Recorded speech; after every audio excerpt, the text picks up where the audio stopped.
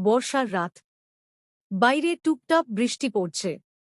কাঁচা উঠোনে জমে থাকা জলের ওপর কেরোসিন বাতির হলুদ আলো কাঁপছে। সেই আলোয় বসে আছে দুই নারী, নাসিমা আর রূপা। দুজনেই একই মানুষের স্ত্রী, অথচ একে অপরের চোখে এতদিন ছিল শুধু প্রতিদ্বন্দ্বিতা। নাসিমা বড় স্ত্রী।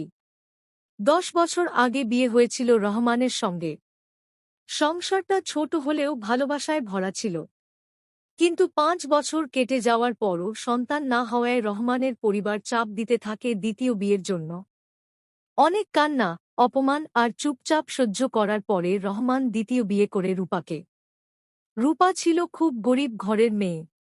বাবার অসুখ, ঘরে অভাব। বিয়েটা সে স্বপ্ন নিয়ে করেনি, করেছে বাঁচার জন্য। কিন্তু নাসিমা সেটা কখনো বুঝতে পারেনি। তার কাছে রূপা মানেই নিজের সুখ কেড়ে নেওয়া মানুষ। একই ছাদের নিচে তাদের জীবন শুরু হয় ঠান্ডা যুদ্ধ দিয়ে। রান্নাঘরে কথা কাটাকাটি, উঠোনে চোখাচোখি হলেই তীক্ষ্ণ কথা। রহমান মাঝখানে পড়ে ক্লান্ত হয়ে যেত। তবু কেউ কাউকে বুঝতে চাইত না। একদিন বিকেলে রহমান শহরে কাজে গিয়ে দুর্ঘটনায় গুরুতর আহত হয়। খবর আসতেই দুই নারী ছুটে যায় হাসপাতালে।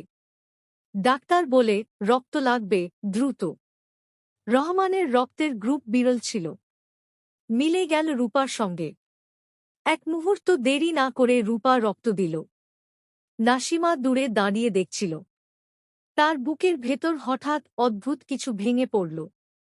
যে মেয়েটাকে সে এতদিন শত্রু ভাবত, সেই মেয়েটাই আজ তার স্বামীর জীবন বাঁচাতে নিজের রক্ত দিচ্ছে। হাসপাতাল থেকে ফেরার পর প্রথমবার নাসিমা নিজে হাতে রূপাকে ভাত বাড়িয়ে দিল।